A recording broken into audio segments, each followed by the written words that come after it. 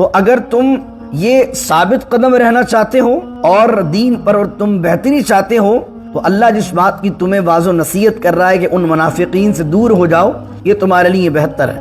پھر اللہ فرماتا ہے جو ایسا کر لے گا وَإِذًا لَآتَيْنَاهُم مِّن لَّدُنَّا أَجْرًا عَظِيمًا، اور جو بھی ایسا کام کرے تو ہم ضرور اسے اپنے پاس سے اجر عظیم عطا کریں گے۔ وَلَهَدَيْنَاهُمْ صِرَاطًا مُّسْتَقِيمًا، اور ہم ضرور اسے سیدھی راستہ دکھائیں گے، سیدھی راہ دکھائیں گے کہ کوئی ایک مرتبہ کامل اور سچے طریقے سے اللہ کے دین کی طرف تو آئے، اجر بھی ملے گا اور صراط مستقیم پر ثابت قدم رہنے کے لیے اللہ کی طرف سے مدد بھی ملے گی۔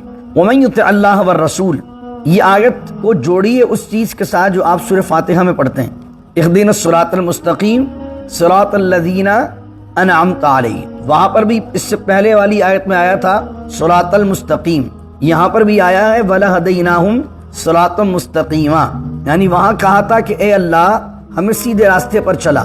راستہ کن لوگوں کا؟ صراط الذین انعمت علیہم، راستہ ان لوگوں کا جن لوگوں پر تیرا انعام ہوا۔ اب سوال یہ پیدا ہوتا تھا کہ اللہ کے انعام یافتہ بندے ہیں کون؟ عقدۃ من لسانی یفقہوا قولی، اللہم صلی علی سیدنا و مولانا محمد معدن الجود والکرم وآلہ وصحبہ وبارک وسلم۔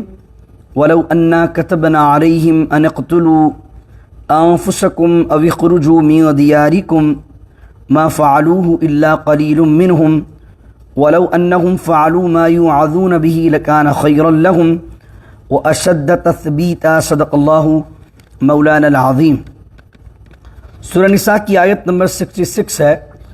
اللہ رب العزت ارشاد فرماتا ہے کہ اگر ہم ان پر فرض کر دیتے ان اقتلوا انفسکم، کہ اپنے آپ کو قتل کریں، او اخرجوا من دیارکم، یا اپنے آپ کو اپنے شہروں سے نکالیں، تو یہ ایسا نہیں کرتے سوائے تھوڑے لوگوں کے۔ یہاں پر منافقین کی ایک روایت کے مطابق بات ہو رہی ہے۔ یہ جو مدینۃ المنورہ میں ایمان کے روپ میں منافق چھپے ہوئے تھے اور منافقین ذرا ذرا سی بات حضور علیہ السلام بیان کرتے تو اس پر عمل نہیں کرتے تھے، تو اللہ رب العزت نے بنی اسرائیل کا حوالہ دیا۔ آپ کو یاد ہوگا کہ پہلے پارے کا جب ہم درس دے رہے تھے اس میں جب بنی اسرائیل نے بچڑے کی عبادت کی تھی تو اس کی سزا اور اس کی توبہ کا کفارہ جو تھا وہ اس طرح رکھا گیا تھا کہ اللہ رب العزت نے فرمایا کہ جتنے دن حضرت موسیٰ علیہ السلام طور پر موجود رہے اور آپ کے پیچھے جتنے لوگوں نے بچڑے کی عبادت کی تو بچڑے کی عبادت کرنے والوں کو قتل کیا جائے گا ان لوگوں کے ہاتھوں جو ان کے رشتہ دار ہیں۔ تو صبح سے شام تک ایک روایت کے مطابق 70,000، ایک روایت کے مطابق 20,000 لوگ قتل کر دیے گئے جنہوں نے مرتد ہوئے تھے، ارتداد کیا تھا۔ اس کے علاوہ ان کو پھر جہاں وہ رہتے تھے وہاں سے نکلنے کا حکم دیا اور کہا کہ تم سب جو ہے وہ مصر کی طرف ہجرت کر جاؤ، اور جب مصر کے دروازے میں داخل ہونا تو یہ دعا کرتے ہوئے داخل ہونا کہ اے اللہ ہمارے گناہوں کو معاف فرما۔ لیکن وقولوا حطۃ کی جگہ انہوں نے کہنا شروع کر دیا وقولوا حنطۃ حنطۃ، یعنی بال میں دانا، اس طرح مذاق اور مزاحیہ انداز سے وہ داخل ہونے لگے۔ تو اللہ رب العزت نے فرمایا کہ جیسے احکام ہم نے بنی اسرائیل پر نازل کیے تھے ایسا حکم تو انہیں دیا بھی نہیں ہے، یعنی آسانی اللہ نے حضور علیہ السلام کی شریعت میں اتنی رکھی ہے کہ مرتد کی سزا یہ نہیں ہے کہ کوئی اس کا رشتہ دار اس کو قتل کرے گا، بلکہ اللہ رب العزت نے اس کے علاوہ ان کو ہجرت کا حکم بھی نہیں دیا۔ تو اگر اللہ ان کو یہ دونوں حکم دے دیتا تو ما فعلوه الا قلیل منهم، ان میں سے کوئی ایسا نہیں کرتا سوائے تھوڑے لوگوں کے۔ ولو انہم فعلوا ما یوعظون، اور اگر یہ وہ کام کرتے جس کی اللہ نے انہیں نصیحت کی ہے، لکان خیرا لہم واشد تثبیتا، تو ان کے لیے اللہ کی واضح و نصیحت پر عمل کرنا اور دین پر استقامت کے ساتھ ثابت قدم رہنا بہت آسان ہوتا، ہیلپ فل ہوتا۔ یہاں پر دوسرا اس آیت کا معنی یہ بیان کیا گیا ہے کہ کچھ لوگ یہودیوں میں سے اور مدینۃ المنورہ کے قریب کے قبائل میں سے ایمان لے آئے لیکن دل سے منافق تھے۔ اب وہ منافق تو تھے لیکن ان کے کچھ رشتہ دار جو نئے نئے اسلام لائے تھے وہ انہیں اپنا رشتہ دار ہی کنسیڈر کرتے تھے، ان کے نفاق پر بھی کچھ نہیں کہتے تھے انہیں۔ تو اس بات پر اللہ نے فرمایا کہ بنی اسرائیل میں تو جس نے نفاق کیا تھا، جس نے دین کا تمسخر کیا تھا، ہم نے تو اس کے رشتہ داروں سے انہیں قتل کروایا تھا اور انہیں شہر سے ہجرت کرنے کا کہہ دیا تھا۔ تمہیں تو تمہارا رب یہ کہہ رہا ہے کہ جو منافق ہیں ان سے قطع تعلق کرو، قتل کرنے کا نہیں کہہ رہا ہے۔ تو اگر تم یہ ثابت قدم رہنا چاہتے ہو اور دین پر اور تم بہتری چاہتے ہو تو اللہ جس بات کی تمہیں واضح و نصیحت کر رہا ہے کہ ان منافقین سے دور ہو جاؤ، یہ تمہارے لیے بہتر ہے۔ پھر اللہ فرماتا ہے جو ایسا کر لے گا وَإِذَا لَآتَيْنَاهُم مِّن لَّدُنَّا أَجْرًا عَظِيمًا، اور جو بھی ایسا کام کرے تو ہم ضرور اسے اپنے پاس سے اجر عظیم عطا کریں گے۔ وَلَهَدَيْنَاهُمْ صِرَاطًا مُسْتَقِيمًا، اور ہم ضرور اسے سیدھی راستہ دکھائیں گے، سیدھی راہ دکھائیں گے کہ کوئی ایک مرتبہ کامل اور سچے طریقے سے اللہ کے دین کی طرف تو آئے، اجر بھی ملے گا اور صراط مستقیم پر ثابت قدم رہنے کے لیے اللہ کی طرف سے مدد بھی ملے گی۔ اب اگلی دو آیتیں جس پر میں درس کا اختتام کروں گا، وَمَن يُطِعِ اللَّهَ وَالرَّسُولَ، یہ آیت کو جوڑیے اس چیز کے ساتھ جو آپ سورہ فاتحہ میں پڑھتے ہیں، اهدنا الصراط المستقیم صراط الذین انعمت علیہم۔ وہاں پر بھی اس سے پہلے والی آیت میں آیا تھا صراط المستقیم، یہاں پر بھی آیا ہے وَلَهَدَيْنَاهُمْ صراطًا مستقیما، یعنی وہاں کہا تھا کہ اے اللہ ہمیں سیدھے راستے پر چلا۔ راستہ کن لوگوں کا؟ صراط الذین انعمت علیہم، راستہ ان لوگوں کا جن لوگوں پر تیرا انعام ہوا۔ اب سوال یہ پیدا ہوتا تھا کہ اللہ کے انعام یافتہ بندے ہیں کون؟ ہمیں کیسے پتہ چلے کہ اللہ کا انعام یافتہ کون ہے؟ تو سورہ نساء کی آیت نمبر 69 میں اللہ رب العزت نے ان انعام یافتہ بندوں کا ذکر کیا ہے۔ وہ آیت نمبر 69 کیا ہے؟ اللہ نے کہا اگر وہ ثابت قدمی چاہتے ہیں، اگر وہ چاہتے ہیں ان کے ساتھ خیر والا معاملہ ہو تو انہیں چاہیے کہ جو اللہ نے واضح و نصیحت کی اس پر عمل کریں، اجر بھی دیں گے اور صراط مستقیم پر بھی چلائیں گے۔ اور وہ کون ہے؟ وَمَن يُطِعِ اللَّهَ وَالرَّسُولَ، اور جو اطاعت کرے اللہ کی اور اللہ کے رسول کی، فَأُولَٰئِكَ مَعَ الَّذِينَ، تو وہ اطاعت کرنے والے تمام لوگ ساتھ ہوں گے ان کے، الذین انعم اللہ علیہم، جن لوگوں پر اللہ نے انعام کیا ہے۔ اور وہ انعام یافتہ کون ہیں؟ من النبیین، وہ نبی ہیں، والصدیقین، وہ صدیق ہیں، سچے ہیں، والشہداء، وہ شہید ہیں، والصالحین، اور نیک لوگ ہیں۔ فرمایا وحسن اولئک رفیقا، اللہ فرماتا ہے کتنی خوبصورت سنگت ہے، کتنی خوبصورت ساتھی ہیں، کیا ہی حسین ساتھی اللہ نے اللہ رسول کی اطاعت کرنے والے کو عطا فرمائے۔ اس کی تفسیر میں ابن کثیر نے اور دیگر مفسرین نے ایک واقعہ لکھا ہے۔ وہ لکھا ہے کہ حضرت ثوبان رضی اللہ عنہ ایک صحابی ہیں، حضور صلی اللہ علیہ وسلم کی بارگاہ میں آئے تو پریشان تھے۔ سرکار دو عالم علیہ السلام نے پوچھا ثوبان کیا معاملہ ہے، کیوں پریشان ہو؟ کوئی مشکل ہے، کوئی مصیبت ہو تو بیان کرو۔ کہنے لگے یا رسول اللہ صلی اللہ علیہ وسلم، میں ایک پریشانی کے عالم میں رہتا ہوں، اور میرے ساتھ پریشانی کا عالم یہ ہے کہ جب تک میں آپ کی بارگاہ میں رہتا ہوں آپ کا دیدار کرتا رہتا ہوں، لیکن جب میں آپ کی بارگاہ سے اٹھ کر اپنے گھر جاتا ہوں تو مجھے آپ کی بہت یاد آتی ہے۔ تو مجھے یہ فکر ہوتی ہے کہ دنیا میں تو چلو میرا گھر مسجد نبوی کے پاس ہے، اور میں جب چاہتا ہوں آپ کی زیارت کر لیتا ہوں، فوراً مدینے مسجد نبوی دوڑ کر آتا ہوں، لیکن مجھے بار بار یہ فکر ستاتی ہے کہ کل قیامت کے دن اللہ آپ کی رحمت سے، اللہ کی رحمت ہوگی، آپ کی شفاعت ہوگی تو اللہ جنت عطا فرما دے گا، لیکن آپ تو نبیوں کے ساتھ ہوں گے اور ہم امتی ہیں، ہمارا نچلا درجہ ہوگا، تو اگر جنت میں آپ کا دیدار میسر نہیں ہوا تو پھر میرا جنت میں دل کیسے لگے گا؟ اللہ اکبر۔ تو حضرت ثوبان رضی اللہ تعالیٰ عنہ کی اس تشویش پر اور اس پریشانی پر اللہ رب العزت نے جبرائیل کو بھیجا اور یہ آیت نازل فرمائی کہ پریشان نہ ہو، جو اللہ اس کے رسول کی اطاعت کرے گا فَأُولَئِكَ مَعَ الَّذِينَ أَنْعَمَ اللَّهُ، وہ تمام لوگ ان لوگوں کے ساتھ ہوں گے جن پر اللہ نے انعام کیا۔ اسی طریقے سے حضرت ربیعہ روزانہ رات کو حضور کو وضو کرواتے تھے، تو نبی کریم علیہ السلام نے ایک دن دریائے رحمت جوش میں آیا، فرمایا سل ربیعہ، مانگ ربیعہ کیا مانگتا ہے؟ اللہ اکبر۔ حضرت ربیعہ بن کعب اسلمی کہتے ہیں میں نے دیکھا حضور کا دریائے رحمت جوش میں ہے، تو میں نے کہا یا رسول اللہ اسألوک مرافقۃ فی الجنہ او کما قال، حضور میں چاہتا ہوں جنت میں آپ کی رفاقت مل جائے۔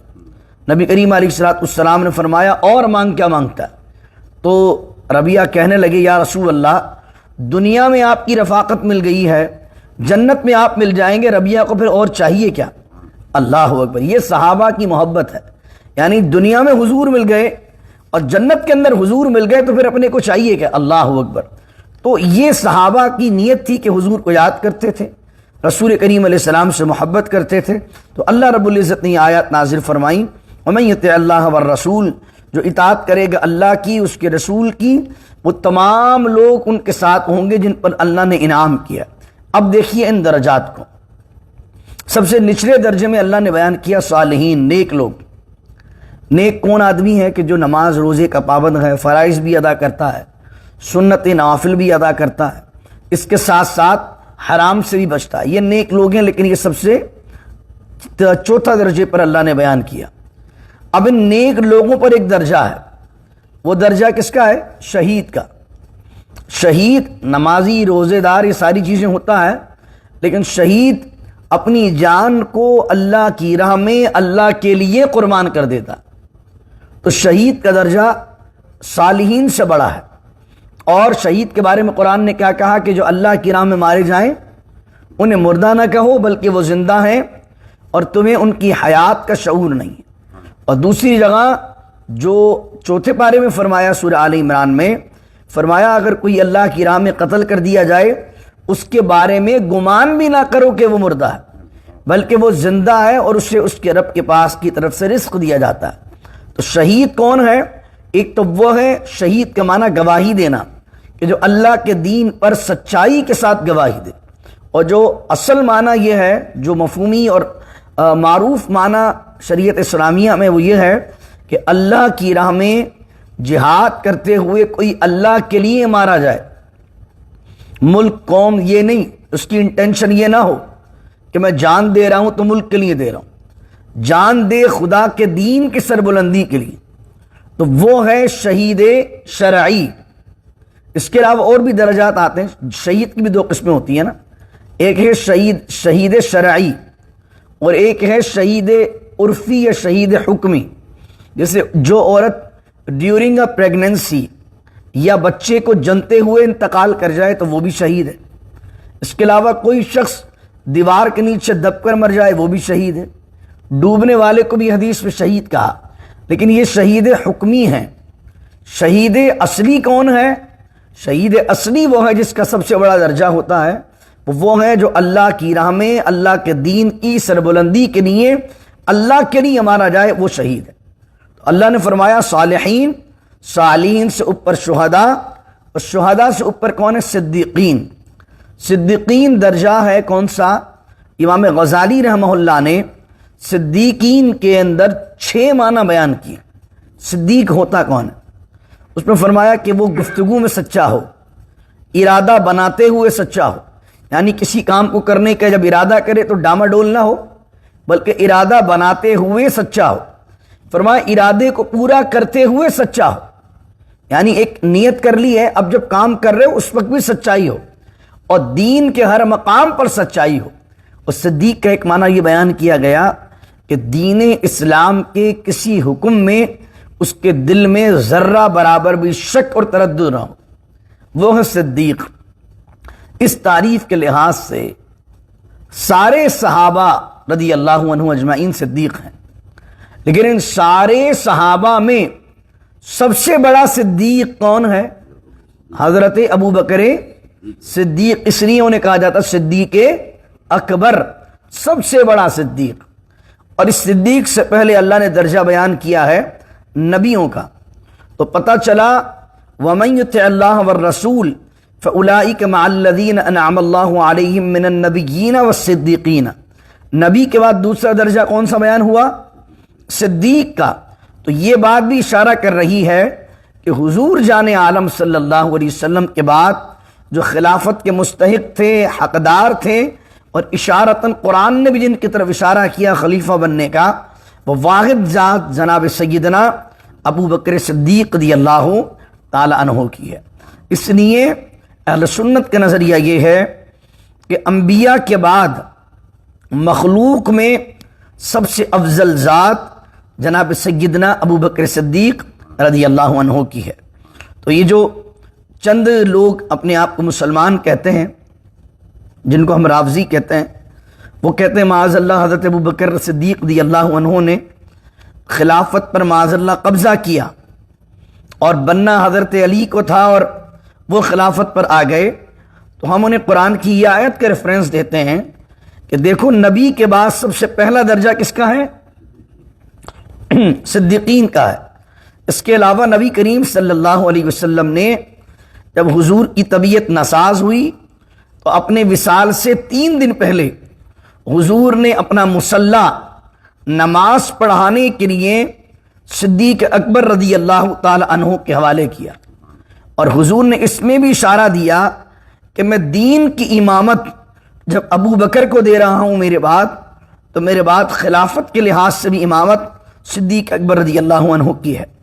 پھر اللہ فرماتا ذالک الفضل من اللہ، اور یہ اللہ کا فضل ہے، وکفی باللہ علیما، اور اللہ کافی ہے جاننے والا۔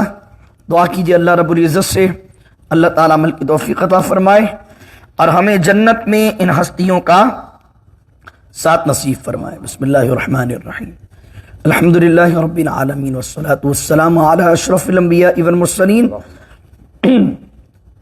ربنا ظلمنا انفسنا وان لم تغفر لنا وترحمنا لنكونن من الخاسرین، وصلی اللہ تعالی علی خیر خلقہ ونور عرشہ محمد وعلی آلہ وصحبہ اجمعین برحمتک یا ارحم الراحمین، لا الہ الا اللہ محمد رسول اللہ۔